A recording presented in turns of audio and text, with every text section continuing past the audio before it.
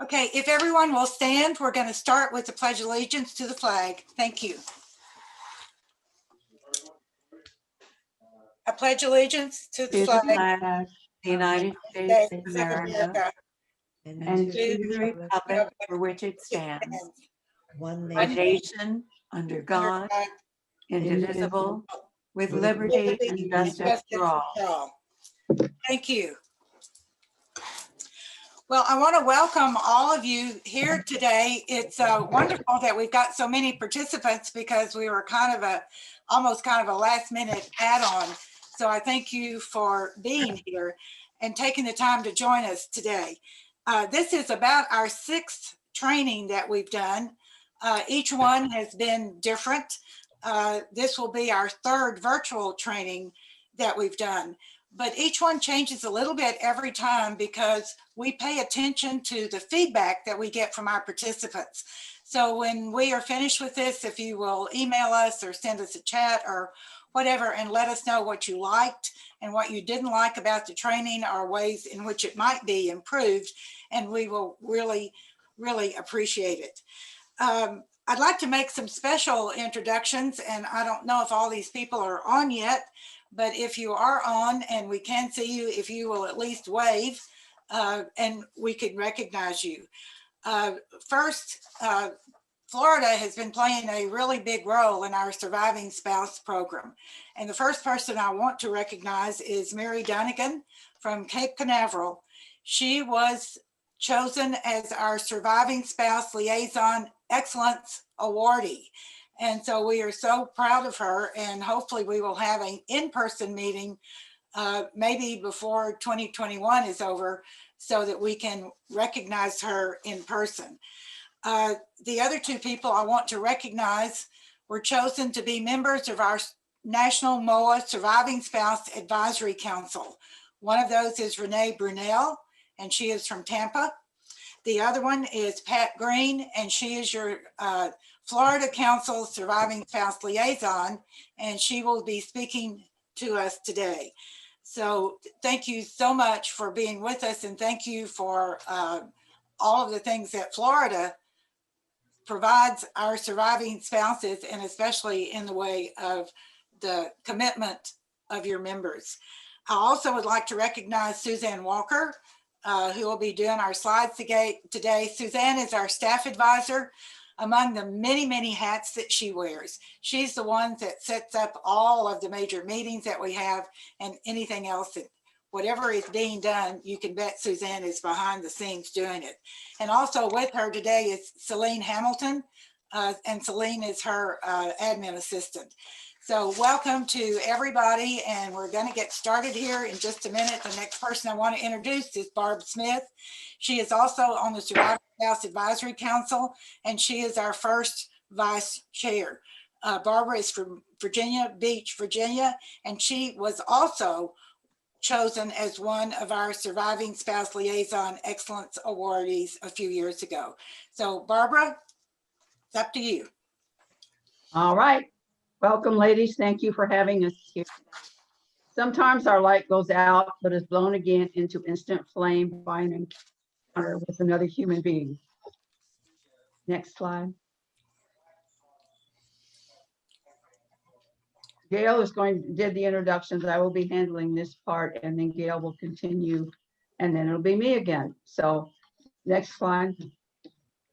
The role of Surviving Spouse Liaison and eligibility requirements.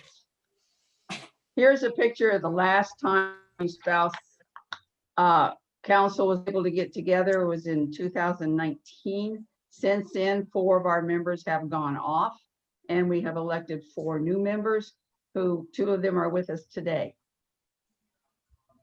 Who can be a surviving spouse? Any member, male or female, or a spouse can be appointed or elected to this position, depending on your individual chapter bylaws.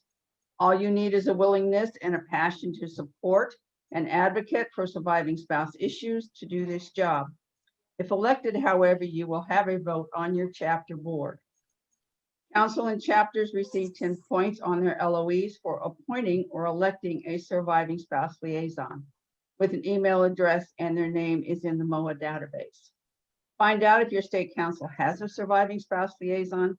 If they don't, try and work with them to get one in place. I know my state does not.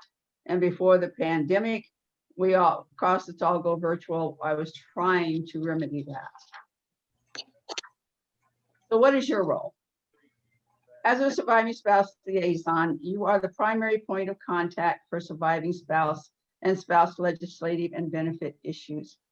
You advise the council or chapter president on surviving spouse issues. You strive to encourage, engage, and educate surviving spouses and spouses of members to take an active role in the chapter or council and MOA advocacy. You assist members during time of loss. I try to attend all funeral services and follow up a couple of weeks later with a condolence card, and I include my card and offer to help if they need it, even if it's just a shoulder to cry on.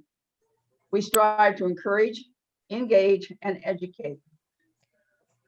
Our key focus areas are to promote the 5 key values of MOA, which are advocacy, membership, council and chapter support, engagement resources, MOA Foundation, and scholarship fund. Please make sure you sign up for and read the MOA newsletter to keep current on information pertaining to surviving spouse issues, as well as other MOA supported issues affecting all service members. Advocacy. As advocates, we focus on issues important to surviving spouse and spouses. The SBP DIC implementation. This was a prolonged battle waged by MOA trying to get this inequity overturned, but we finally succeeded, and it will be implemented over a 3-year time frame beginning this month to be completed by January 2023. Improvement of the DIC and the remarriage issue are a couple of upcoming issues for surviving spouses. Membership. We work at growing our surviving spouse membership in both national MOA and local chapters. We have to constantly remind that a surviving spouse is a regular member in his or her right. The deceased spouse did not have to be a MOA member. A surviving spouse can join on his or her own. However, if the deceased spouse was a life member, that membership passes to the surviving spouse at no cost, at which time they become the life member. There are 3 levels of membership available. There's life, premium, 1, 2, and 3 years availability, and basic, which is free. See the brochure or website for more information and rates. We encourage a surviving spouse to join MOA national or local chapters by initiating post-death contact and inviting chapter meetings. We make phone calls, send email, offer rides. Some of our surviving spouses are up there in years, and I know offering rides can be difficult, especially if you live in a large city. Welcome and include in all chapter activities. In my chapter, I also take care of all reservations for our chapter meetings, and I'm always there to welcome all members and guests when we have meetings, which of course this year we have none. Inform political members about the benefits of joining MOA, both national and chapters. Always use the term surviving spouse rather than auxiliary. We are all regular members. Request feedback from your surviving spouses. They're a wealth of information if they feel included and involved. To support council and chapters, we encourage participation within the chapter. Volunteer or apply for chapter or council boards. Suggest interest in being on the board or just attending the board meetings. I know my chapter board meetings are open to all members. Volunteer for leadership positions. Surviving spouses can hold any office in chapter or councils. Incorporate surviving spouses in all aspects of chapter management. Take charge. Design, develop, direct a special project. Make your voice heard. Surviving spouses are a fast-growing segment of MOA national and chapter memberships. Be an advocate. Promote MOA legislative issues. Next slide, Susan. Educate about personal affairs to take before and after a personal. If you would like to invite someone from your council or national to speak to your chapter, you just need to make that request. Watch a webinar, check out MOA publications, subscribe to the MOA newsletter, and locate your veteran support office. Encourage chapters to nominate surviving spouse liaisons for the annual Surviving Spouse Liaison Excellence Award. Amy Smith from Alabama was our awardee in 2018. Our winner this year, as you know, is Mary Dunnigan from the Cape Canaveral chapter in Florida. She's been a chapter member for 25 years and their liaison for 3. Take advantage of MOA's website publications, weekly newsletter, and articles. Share information with all members, spouses, potential members. There are many ways to stay informed. MOA website, moa.org, check I am, scroll down and click on Surviving Spouse. Staff articles that appear on the website under Surviving Spouse Resources, council/chapters, and newsletters. Council members submit an article each month. MOA publications, brochures about surviving spouse issues, regional leadership training workshops like we are doing here today, MOA webinars on relevant topics, legislative updates on all military issues such as pay, housing, healthcare, commissary, etc. We encourage participation in the Surviving Spouse virtual chapter, membership in MOA web Facebook group, MOA Surviving Spouses and Friends. There are also websites, Facebook group, not affiliated with MOA, but are very informational. They are DIC, Surviving Spouse and Friends. It's a website and a group. I mean, it's a Facebook and a website. And the other is Surviving the Loss of a Spouse or Soulmate, which is also.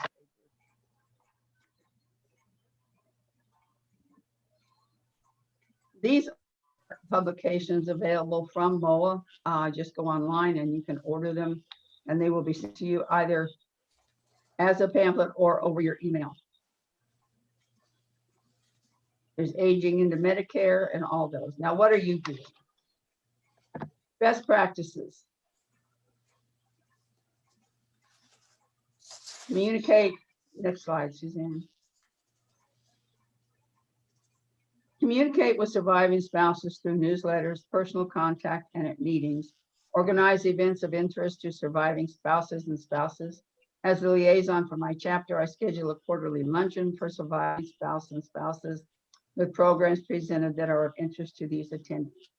Also, I schedule a surviving spouse appreciation luncheon at our regular chapter meeting in May. Provide valuable resources about benefits, assistance, and support during personal loss, and community activities and military events. At this time, I would like to introduce Pat Green, your Florida Counselor Surviving Spouse Liaison and one of our new members on the SAC. She is going to share events and practices particular to Florida. Pat? Is Pat with us?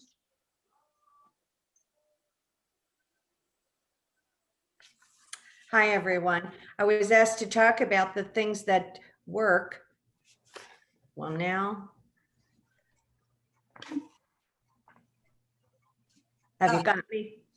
There you are. Okay. There you are. And you can hear me, right? Yes. Yes. Okay, thank you. So anyhow, the things that work in Florida, well, we have Mary as a wonderful example. She does socials and interacts with all of the groups that are in her Cape Canaveral area. But we also have gentlemen that work in our Florida district, and in the one in particular in Sebring, they do a devote one of their newsletter monthly issues just to personal affairs and to the surviving spouse issues. And it's very popular, and they share it with all of the other chapters in Florida. And that would be Craig Smith. I think he's on with us right now, and he's in charge of that for that chapter. Now, in recruiting, the one thing that has helped a little is having a contact in the Officers' Wives Club. If you have one in your area, that is a place where we can make ourselves known and have that in the back of their mind in case it's something they need in the future.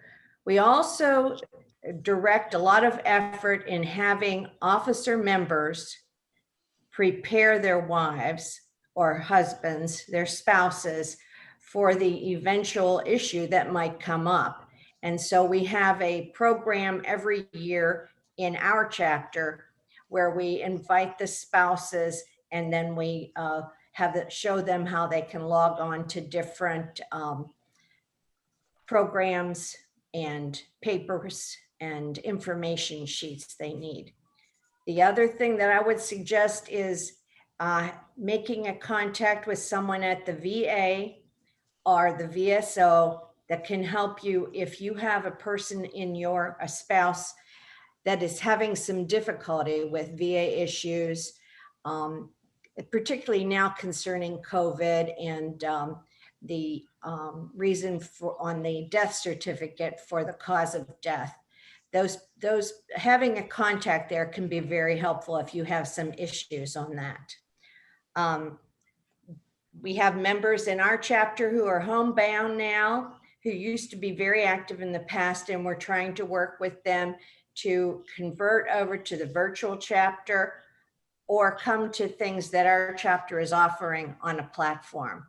So those are the areas that are working and we've had a little success with in Florida. As far as recruiting, we've also gone, well, before COVID, to adult living areas and recruited members from there. So we've done things differently this year, but those are things we've had some success with. Thank you, Barbara. Thank you, Pat. Now, Gail, I will turn it over to you. Hi, some of you may have heard my talk yesterday, and I'm going to be repeating some of it, but enlarging on some of it, because one of the really important things that I have learned in the last couple of years is I've traveled around and talked to all kinds of groups, talked to chapters, made presentations at retirement communities, etc. But the one thing that I have learned is that spouses need to be as educated as their surviving spouses. In fact, really, if you think about it, they need to have the information that the surviving spouses are getting now. They need to have it ahead of time. So one of my big issues is to get people to plan ahead. And it's really important that you encourage, as surviving spouses, that you encourage your members to get together as a couple, to have a heart-to-heart talk and talk about those issues that may come up when the spouse dies. I know a lot of people don't want to talk about death. They want to avoid it. But this is a gift of love that you can give to each other. And don't forget your children. You need to sit down and have conversations with them, let them know where everything is and the things that you expect, etc.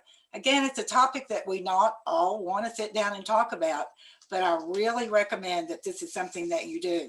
As Pat said in their chapter, that they do this in a yearly meeting, and I am recommending that all chapters do this at least once a year to make sure that their members are prepared. So these are some things that you can do. One, you want to help your spouse be a surviving spouse before that time in your lives happen. So it's really important that you sit down and do some of these things ahead of time, and it's up to you as a liaison to make sure that all your members understand what it is that they need to do. First of all, gather all the important papers. I know that seems very basic and very logical, and a lot of people take their papers and they put them in a safety deposit box at a bank. Okay, that sounds like a good, safe place for them to be, but you have to consider something may happen over the weekend, or maybe it's a long holiday and you can't get to the bank to get your papers. Also, in the story that I told yesterday, there was the case of when the husband did not have his wife sign the signature card so that she could get into the safety deposit box. So you might consider someplace other than that to keep all of these papers. And no paper is too unimportant. You need to make sure that all of your passwords are accessible.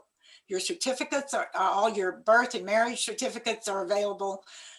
You have all your power of attorneys, living wills, etc., are someplace all together. And not only you know where they are, but your children know where they are. So in case something happens to you, they'll know what to do.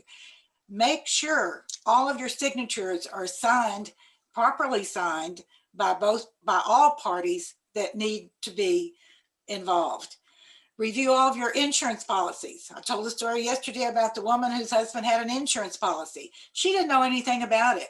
It was a big policy, and he had left that money to his university, and she was in dire financial straits. So make sure that you're aware of all the insurance policies. Make sure that your members are aware that that's something that they need to check. Make sure utilities are in both names. I know this seems like a small thing, but it's not a small thing when you're in the throes of trying to deal with the loss of your spouse, and all of a sudden you lose your electricity or water or gas or whatever. And this is something I think most people don't even think about, but you need to be aware, and you need to get the information out that the utilities need to be in the names of both of the parties concerned. And also check on your satellites, your email accounts, and make sure that you know what their requirements are, so that everybody is covered. Another really important thing is the credit card. And I keep hearing about this from a lot of people. They say, oh, but I've got a card. It's got my name on it. I pay the bills. But that doesn't count if the account is not in your name initially. You can get your credit card. The bank will close your account immediately as soon as they learn that the spouse has died. So it's really important that you encourage the spouses to get a credit card in their name, that they get their own credit account, so that when the time comes, if something happens and you don't get pay and benefits right away, which does happen, and sometimes it's months before you can get any pay, that you at least have a credit card that will come in handy, that will help you out. And you need to encourage the spouses, as you have your meetings, your luncheons, encourage your spouses to get out and get their own credit card. Review all investments with a financial advisor. We have heard about this from several different sources. And I think what really happens is that the husband takes care of all of the finances, and he doesn't sit down and talk to his spouse about what he has done and why he has done it. And even when the spouses, after her spouse has died, even when they are given other choices, they often don't want to follow them, because they don't want to go against what their husband's last wishes were. So it's really important that you encourage them to sit down and talk with somebody, maybe even invite a financial advisor to come to one of your meetings and tell them how important it is that these decisions are made jointly, so that when the time comes, that the surviving spouse who is left knows what to do. Make sure all bank accounts are accessible. I have heard of instances where the military spouse has died on active duty, and all of a sudden she's not getting pay anymore, and there's some issues about the bank account. So make sure that you know that bank accounts are accessible and that you have access to them when you need them. Another issue that comes up a lot is you need to have all your passwords in one place, and the other person needs to know where those passwords are. I have a good friend who does all of their work on the computer. Her husband won't go within 10 feet of the computer, but she takes care of all their accounts and everything. But she has a long list of passwords and what they are for and how to get on, and tries to educate him from time to time, so that should she die before he does, he at least knows how to access all of their accounts. And make sure that death certificate identifies the cause of death correctly. This is something that we had really not had to consider previously, and didn't really understand that it was that important. But the thing is, it makes a difference if you're going to go to the VA, and if you are trying to qualify for any special benefits that the VA has to offer.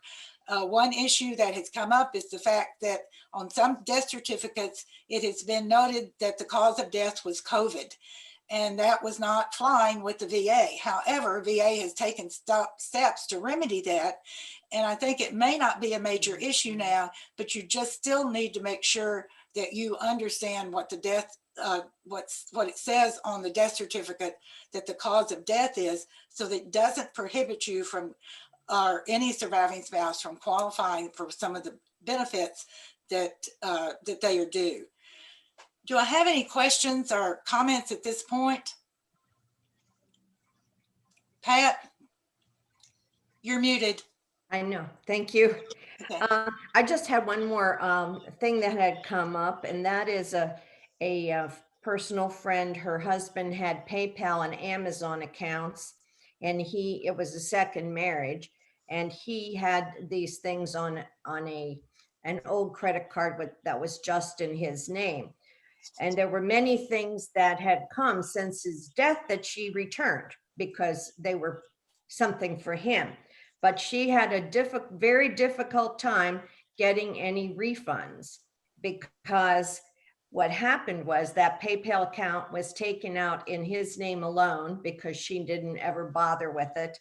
Same thing with their Amazon account. So anything that was returned, she had a terrible time trying to get it returned. They wanted to return it to the credit card that was in his name alone. And it just is extra steps that you don't need extra work at that time in your life. So I'd be careful about that.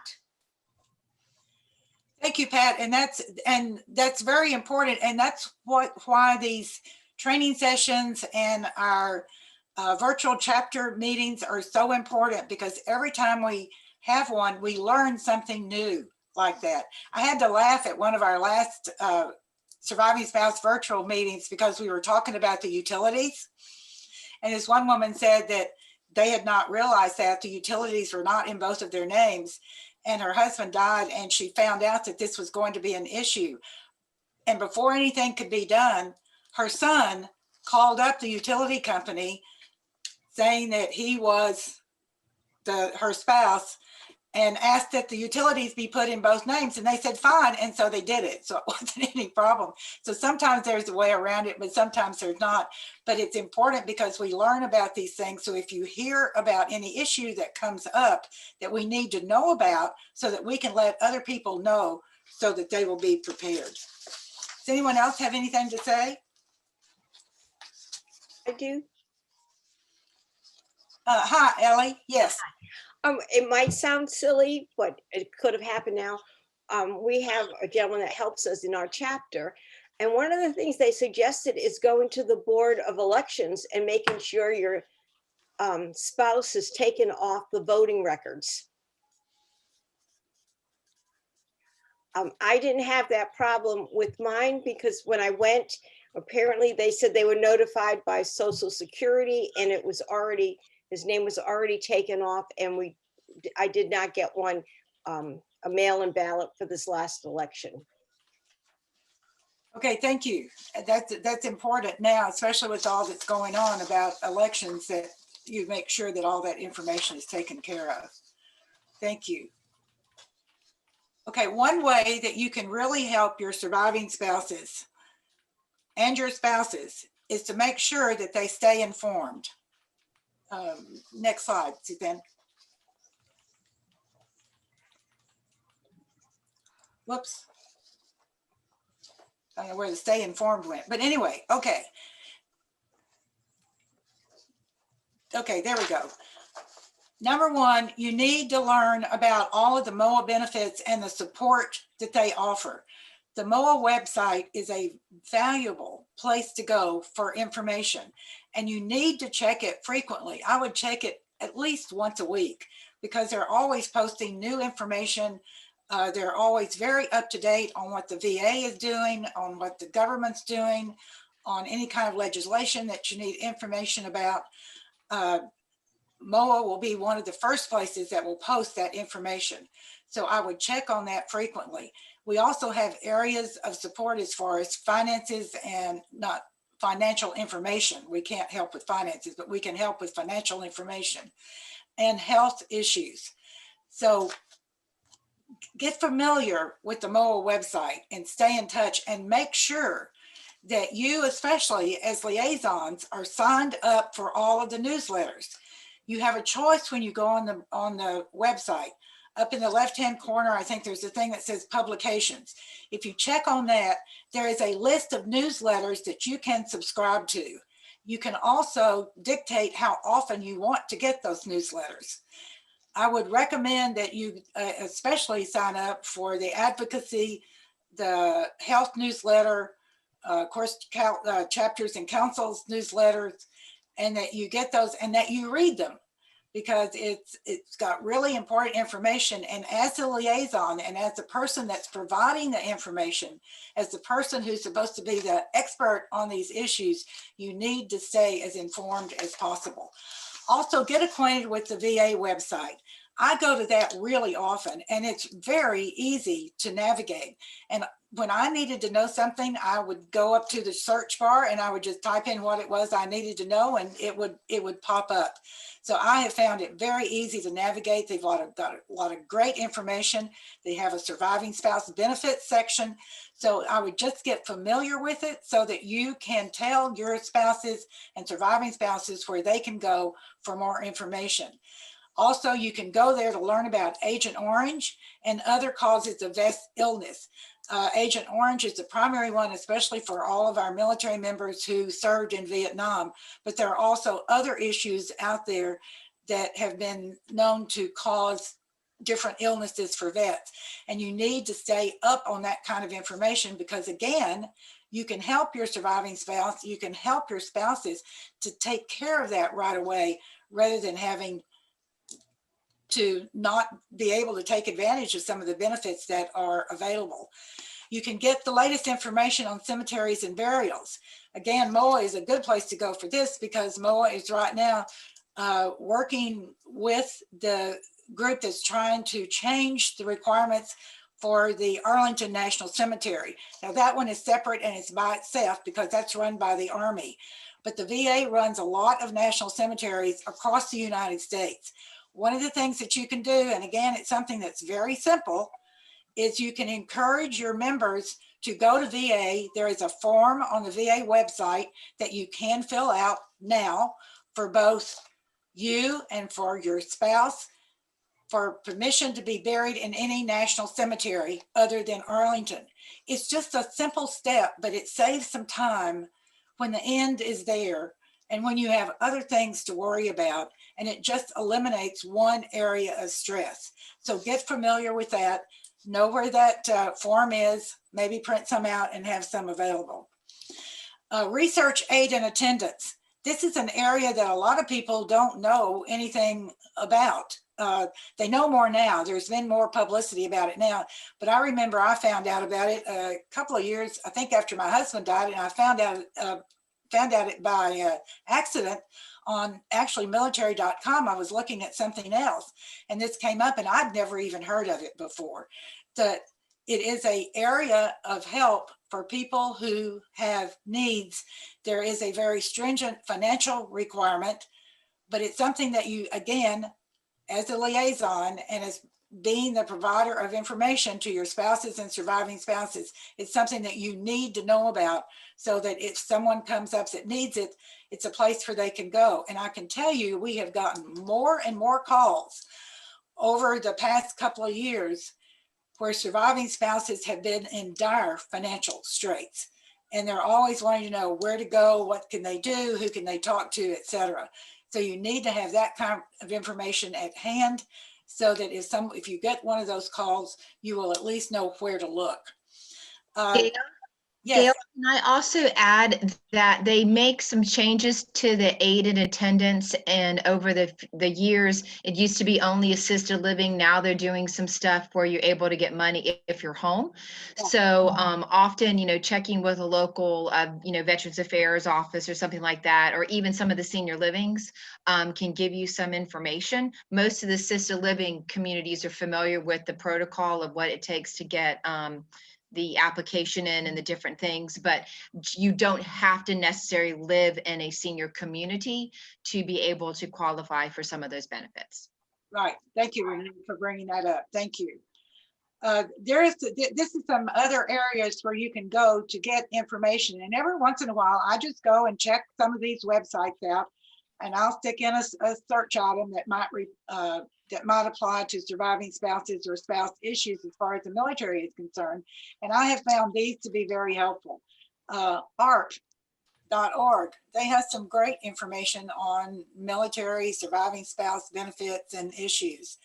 Military.com, the militarycoalition.org organization, and you go to the healthcare committee -survivors, militaryonesource.mil.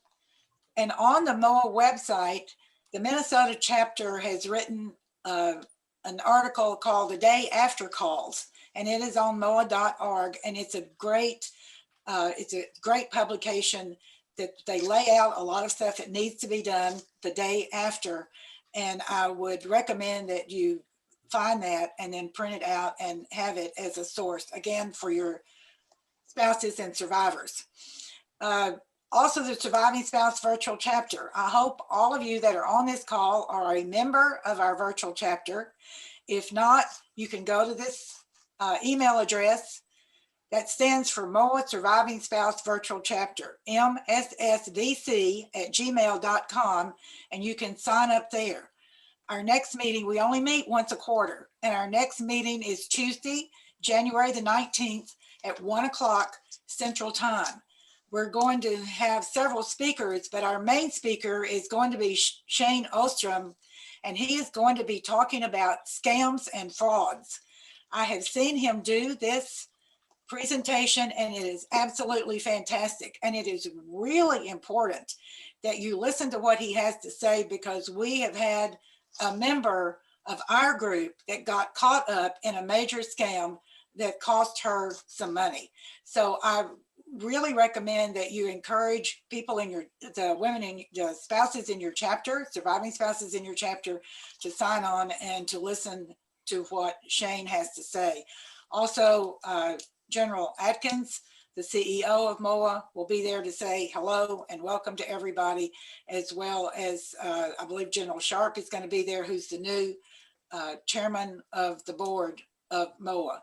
So we will be putting out a lot of information. It will be a Zoom call like this, and it will probably last about an hour and a half. We used to try to keep them to about an hour, but we've got so much information to impart, and we like to have an opportunity to hear from our participants. So plan on about an hour and a half. Dale, Yes. just something, on the website for the SSBC, isn't there an 02 before @gmail.com? Is there what? MSSB2 @gmail.com. That's what I have to get to that site. That's what we have as our email. Okay. MSSVC. Okay. Okay. Okay. Also, some of you may not be aware, but we have almost 500 members that are participating in this group, and that's the MOA Surviving Spouses and Friends Facebook group. That's another place where you can go for additional information, and they particularly do a good job of keeping you updated on issues pertaining to the SBP DIC offset. So I would check that out, look that out. I don't do much on Facebook, but they always have some good information, and you might just want to check it out. It's a closed group, so you have to sign up and to be admitted to be a member of the group. Also, I had put a note on here because I think this is important, and I think as we work to help all these other people, we sometimes forget about ourselves. So as a surviving spouse, it is important that you think about yourself and your survivors and the things that they will need to know. I sat down my kids one day and told them where everything was, because I kept thinking, I haven't told them this yet. And now I've told them, I think 3 times, and they keep saying, Mom, you've already told us this. I don't want you to forget. I'll talk just a little bit about the Surviving Spouse Virtual Chapter. Mike yesterday was very generous in when we were doing our rehearsal. He was very generous in his remarks about how important this virtual chapter has been to the surviving spouses in the Florida Council. Next slide, Suzanne. Our goal is to connect surviving spouses throughout the U.S. and across the world. We have members now from, I think, about 30 states. Our goal is that we have at least one member from every single state that is participating, and the word is getting out more and more. But it's up to you all to pass that word along about the Surviving Spouse virtual chapter and encouraging people to join. We provide opportunities to encourage, to engage, and to educate our surviving spouses. And you must be a MOA member. You need to be a surviving spouse, but you can be a surviving spouse liaison as well to be a part of that group. And we have also allocated special dispensations for other people that want to be part of this group. And so far it's working out really good. There's no dues, so there's no cost to doing this except being a MOA member. And now you can join MOA as a basic member, so that's free. So actually you can be a member of this group for free, which can sometimes be a real plus. Virtual meetings are held quarterly. Next meeting is usually the fourth Tuesday of each quarter. So our next meeting is Tuesday, January the 19th at 1 p.m. Eastern time. We always discuss usually legislative updates. We'll talk about healthcare issues, financial planning, other issues that are important that people have brought up. And we try to get input from the people who are participating, and it becomes an opportunity to share information and to ask questions and offer comments. Oh, again, I see what you were saying, Barbara. It is 02. Yeah, mssvc02@gmail.com. I'm sorry, I didn't realize the 02 was missing. That stands for MOA Surviving Spouse Virtual Chapter 02. We were the second virtual chapter.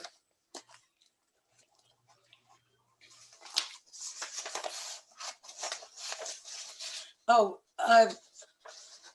Suzanne, I don't know if you can go back to that slide on the MOA Scholarship Foundation. Yes, that one right there. I just want to talk briefly about this. I don't know how familiar you all are with these two. There are two charities, as we call them. The Scholarship Fund is one reason that a lot of people join MOA, so that their children can qualify for a scholarship. They provide grants and no interest loans that are available for children of active duty and retired military. At this point, grandchildren are not eligible, but children are. It's also retired military, retired enlisted as well, if they are retired. So if you are eligible to be a member of MOA and you have a child that would qualify for a scholarship, you need to be a member of MOA for them to qualify for that. And we have put out millions and millions of dollars as far as scholarship funds are available. And it makes a difference in a lot of lives for students. And again, it's often a good reason why people join MOA. So I would not forget that as you recruit and talk to possible new members. The MOA Foundation. The MOA Foundation is relatively new. It provides funds for a variety of programs. It works on transitions. This is for the people in the military who are leaving the military and going into civilian life. They have a lot of training programs. Of course, some of these have always been in person the past years, but since the pandemic, they've been doing it all virtually. It provides employment assistance for spouses of currently serving, and it helps them get their credentials from across states. They've been working on that for some time now. Also, one of the newest things that they do, they provide grants to chapters and councils for community programs. And I know Florida has been the recipient of several of those grants. It's up to $5,000 that they provide. You have to write a grant to get it. And then once it's approved, it's something that they encourage you to work with other organizations in your community. But MOA needs to be in charge. You can't just pass through the money to someone else. You have to actually be working on it. And any kind of publicity that you can get that shows what MOA does is greatly appreciated. Also, since COVID-19 has come along, we have special grants for assistance for COVID-19 issues. And these are up to $500. And this can do anything to pay for rent or utilities, food, whatever the needs are, and people can apply individually. So it's up to you, it's up to us to get the word out locally that these things are available and there's still money available through the COVID-19 issues. Surviving spouses are eligible for any of these programs. But one thing that we do, we encourage all of our members to financially support these two important programs. It's very easy to do. You can go online, you can donate online, you can donate to one or both. We encourage both. You can call up MOA and you can talk to one of the member services representatives and you can donate online. So if you have any questions about that, or you want to, you would like to donate, we really encourage you to. You don't have to, it doesn't have to be much.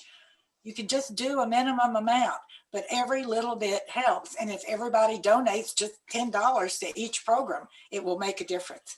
So keep that in your mind, keep that in mind as you donate, and particularly put out the word to your chapters as well, and let them know that these programs are there for their use and to help them and their members.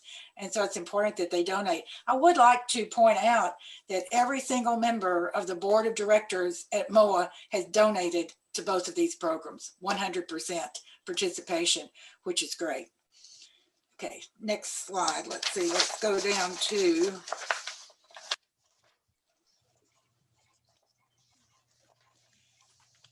one other thing that we need to talk about, and it's something that we're going to be really working on this next year, is recruiting surviving spouse members. And one of the issues is, how do you reach them? And it's a big problem. Pat gave us a couple of really good suggestions, like joining the Officers' Wives Club. Being a part of any of the local organizations helps get the word out.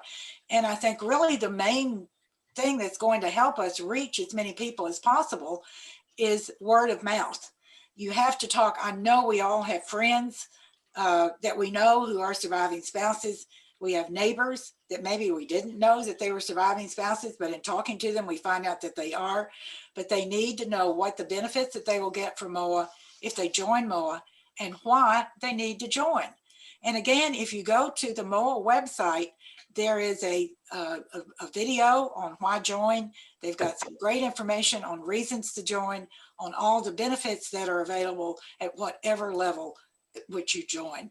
So that's one thing that we will be working on. And anybody that comes up with any great ideas on how we can go about recruiting more surviving spouses, more importantly, how we can find them. That's always an issue, I think. And I have some suggestions and some things in mind, which we'll be sharing over this next year. But anything that has worked for you, if you will let us know, we will certainly incorporate that. So have any questions or comments or additions at this point?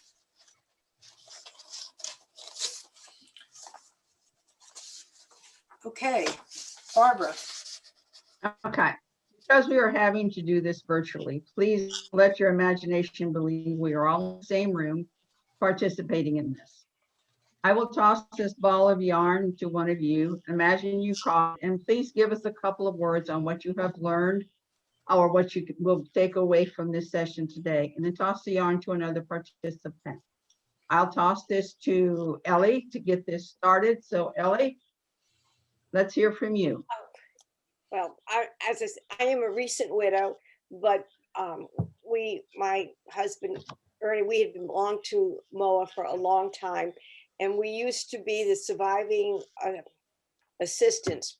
We have a program where when a member dies, we go and help the spouse, tell her how to go about contacting DFAST and the VA and help them along. And I think it helped me this last time with Ernie when he passed away. And it's just a wonderful thing. And just to have somebody there for you who understands what you were going through, it's very important. Hey, Ellie, if you will toss this to the next person, just pick one. How about, I can see Renee. She's the next person on my list. Okay. For me, I've got some ideas on some different ways to try to kind of think out of the box to meet, to reach to the ladies who maybe their spouse even passed away last year. And just to, Valentine's Day is coming up. And so I know that's always a tough holiday, and to send them a card myself, just to say I'm thinking about you, and try to make sure that even with COVID and as difficult as it is, to make sure that they know that they're not, that they're not forgotten. And I will toss it to I'm going to toss it to Mike Borders, which I know isn't Mike. Diana. Diana here. This is my first time watching, participating here. I've heard a lot about it, of course, at the conferences and through Michael and our chapter presentations. I think it's a great thing that is being done, and maybe I can participate a lot more and learn a lot more and pass information, anything that I can learn. And Greg is doing great with his job. So thank you. I'm glad to be here. And toss this to the next person. Okay, I see Gail, Ellie, Joy, and Barbara. Okay, there's an arrow at the bottom of that list that will take you to the next page of people. Let me see if I can. Oh, okay, there.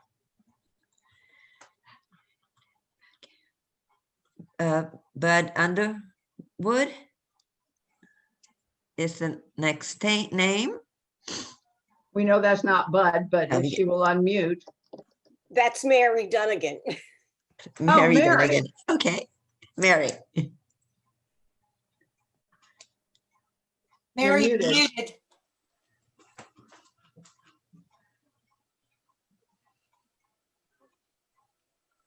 Go down in the left-hand corner and click on the microphone.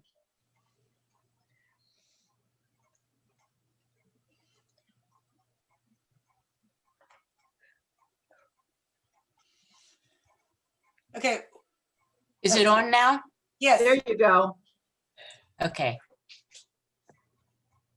Yes, what was the question? Just what do you have learned or what you might take away from the session that we've had today that could help you in your liaison? First of all, I want to say that Ellie's husband was the survivor assistant person when my husband died. And I don't know what I would have done without him or with Ellie. As she said, I think now it's very important that another surviving spouse goes with that assistant person who in our chapter is one of the officers, but they do a fantastic job. And I think every chapter really needs a survivor assistant person, because Ellie's husband took me everywhere and did everything, because you're in a terrible state, as we all know. But I always write, as soon as I find out that there is a new surviving spouse, I send them a personal note and invite them to my house to call me. And I tell them I will, when things are better, take them to the luncheons and we have what we call on the go, where we go to different restaurants once a month, and it's very nice. So I have heard back from a lot of those surviving spouses just from writing those notes. Okay.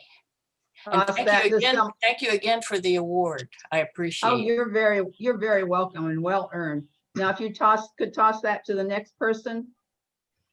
Pardon? Can you toss this now to the next person? Just pick a name. Yeah.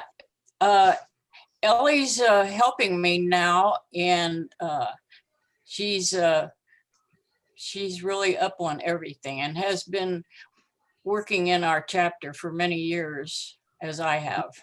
So All right, why don't we I'm glad toss Ellie's. this Toss it to Elizabeth.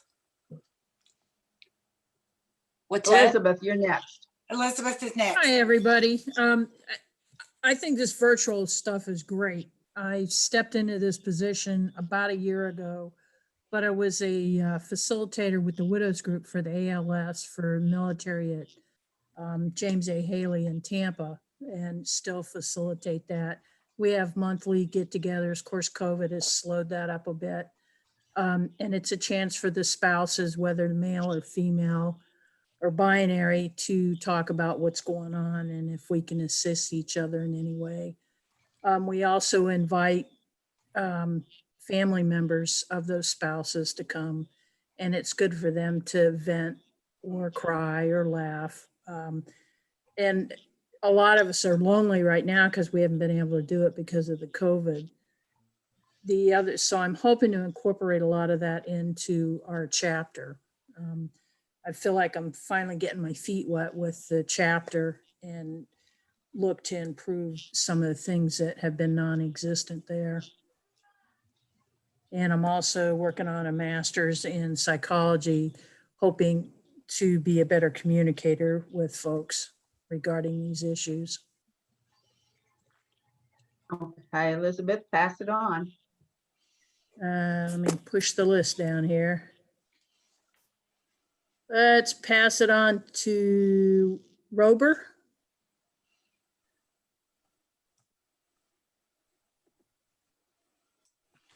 You're muted. Okay, Robert. I think I'm unmuted now. I don't know why my name came out as Robert. It's Robert being Bob. Yeah, I'm a new liaison. I'm stepping down as the president in January, and I was the personal affairs officer for my chapter. And so as the personal affairs and president, I would go to all the funerals and pass on a note to all the your spouses, the surviving spouses. So like, it's kind of natural that I jump into this role now. I've already set up with my webmaster and my editor to have a spot in there on both the website and the newspaper for surviving spouse, which we didn't have before. And I talked to the new president coming on board and plan to give a personal affairs surviving spouse class similar to what we're doing here. I've just set up a book, and I will tell you, it took me 3 weeks, a book together with all the information, passwords, bank accounts, mutual funds, everything that's required. And I let both my children know that if something happens to my wife and I, that where that book is. One of the things that my lawyer told me to do is to make sure you have a page giving them permission to use your passwords. Put a letter in there saying that they have permission to use your passwords. And it's very important because some people will not accept somebody else's going on your password. So I hope to jump into it. And I think this is very beneficial. And I just sent an email yesterday to join the virtual spouse set. Cool. So let's Very see. good. I'm going to pass it down to Shirley Burnett.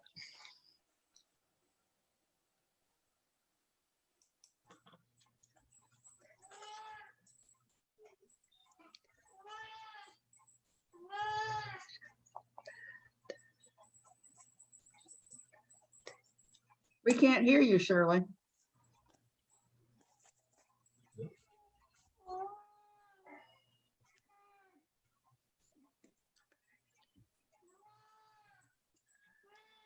Shirley, we still can't hear you. You might need to turn your sound up, Shirley. Your volume on your sound.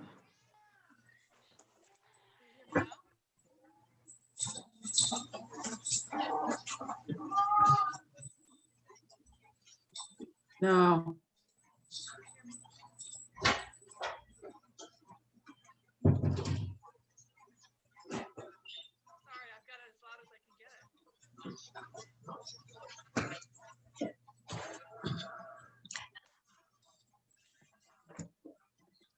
We could hear you a little bit when you were just talking. If you want to move closer to the microphone, maybe. No.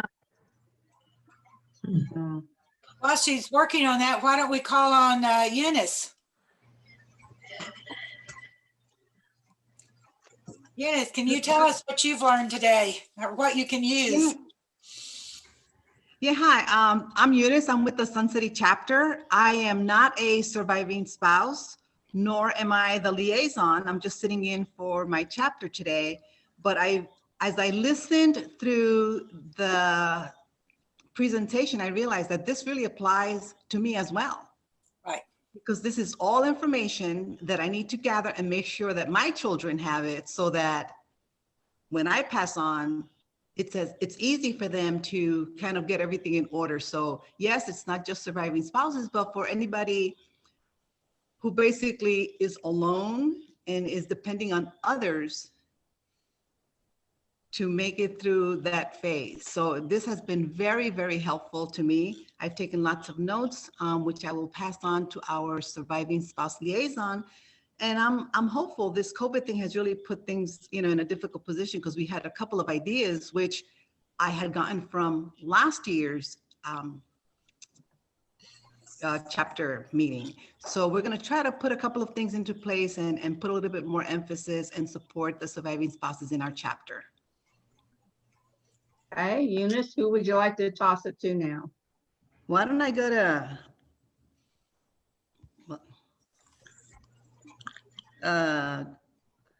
somebody, Gregory? We know that's not Gregory, but yeah. It's not, but whoever the Movsesian. That's Karen. Well, you pronounced that pretty well, Movsesian, Karen. I am new to the position of surviving spouse liaison, so I'm learning a lot. And I think one big thing that I'm coming away with is we have a small number of surviving spouses, very small, that are not active. So we mostly have spouses. So I think the idea of devoting a yearly meeting to plan for the benefits that are out there, all of the planning that's needed is a good idea. So we will hopefully institute that in our chapter. So it's been great. Okay. Angel. Hi, can you hear me? Yes. Yes, ma'am. Oh, good. Thank you. This is my first virtual with all of you. And I have to say, you guys are amazing. I really appreciate I don't know how to say this. I appreciate that you know where we are in our losses and in our attempts to make our lives whole again. What I do is I am so pleased to have been asked to be the liaison for our chapter here in Central Florida in the villages.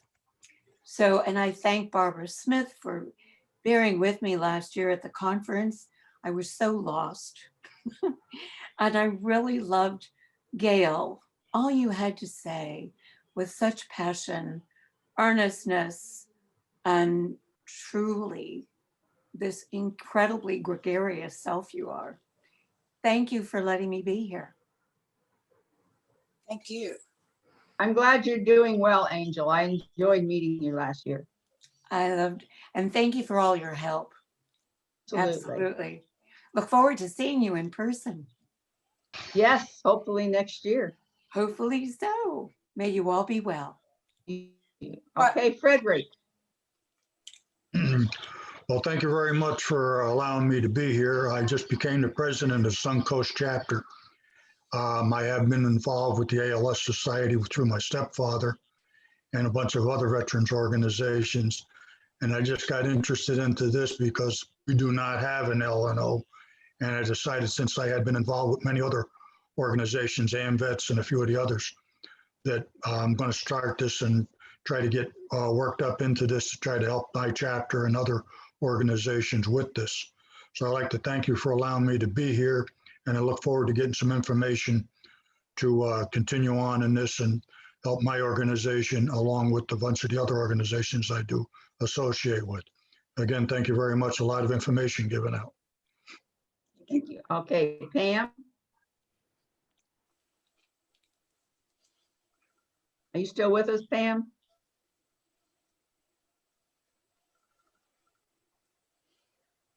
You're muted.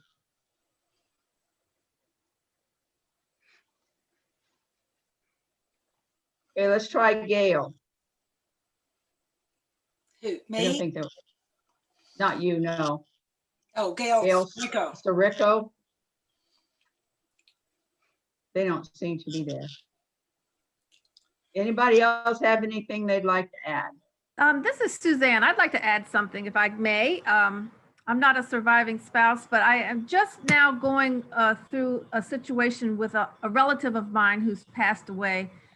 And her children do not even know the basics of her information for writing an obituary. So they didn't know what clubs she belonged to, what town she was born in. And some of those things aren't discussed, I guess, after a certain period of time, and maybe it's just assumed.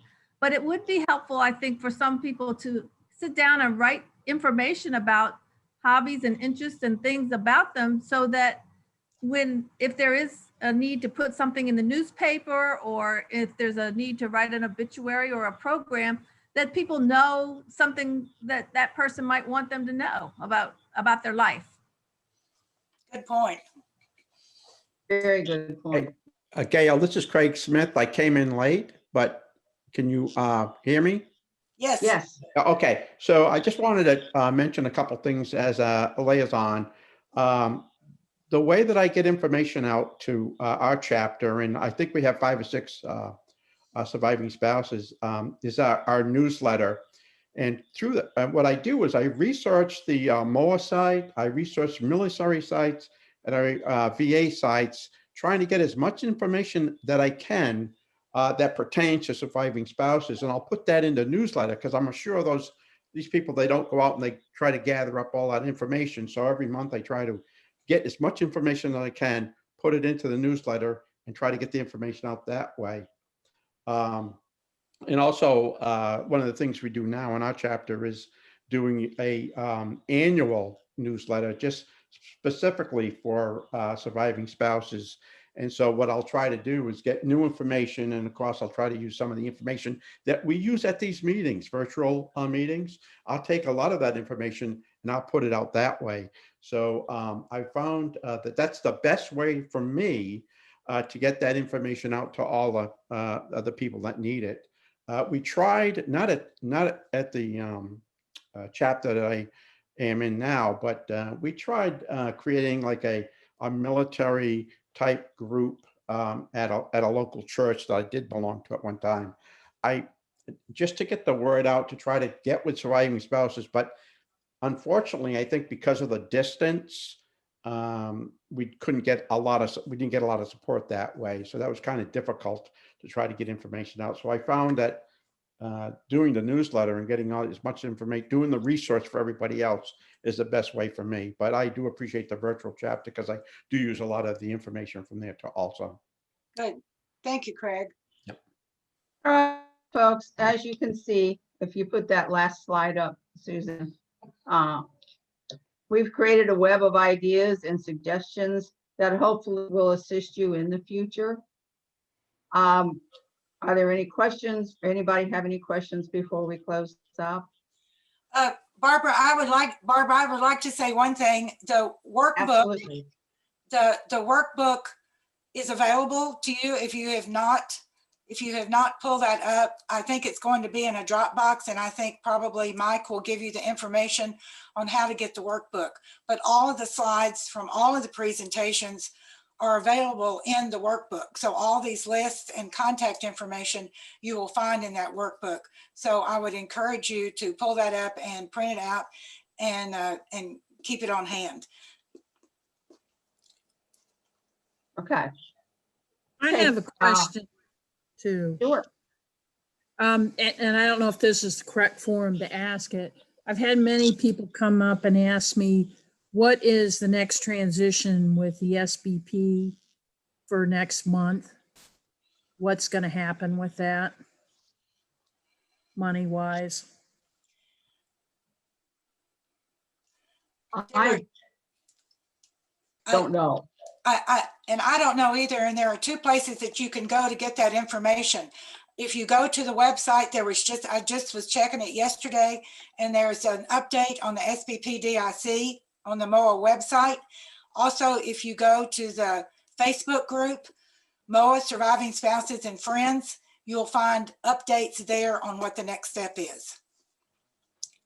Because everybody I've talked to afraid they're going to lose money, and I didn't think that was the intent. I don't think anybody's going to lose money.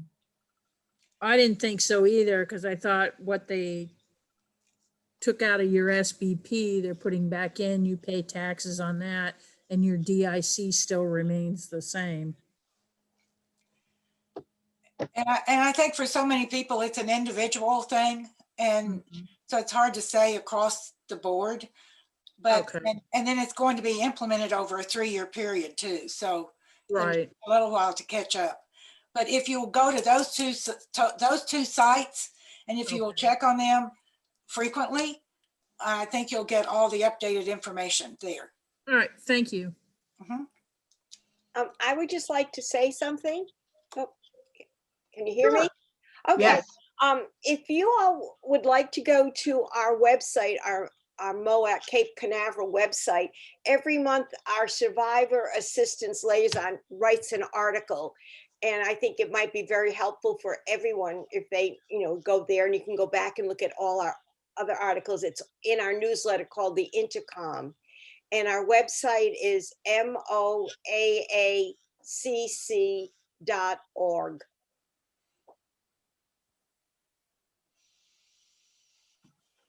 Thank you, Ellie. All right, I guess if there's no more questions, you have anything else you want to add, Gail? No, I don't. But if anybody has a question, you can send it through chat. And if we can't answer it today, we will get back with you and answer it to the best of our ability. But thank you once again for everyone who has participated today. We really appreciate the feedback that we get, and we appreciate learning about what works in your chapters. Thank you. Okay. The only ones among us who will be really happy are those who have sought and found how to serve. We thank you all for being here today and participating, and it's been our pleasure, and never quit serving. And with that, we will hopefully see you all next year in person.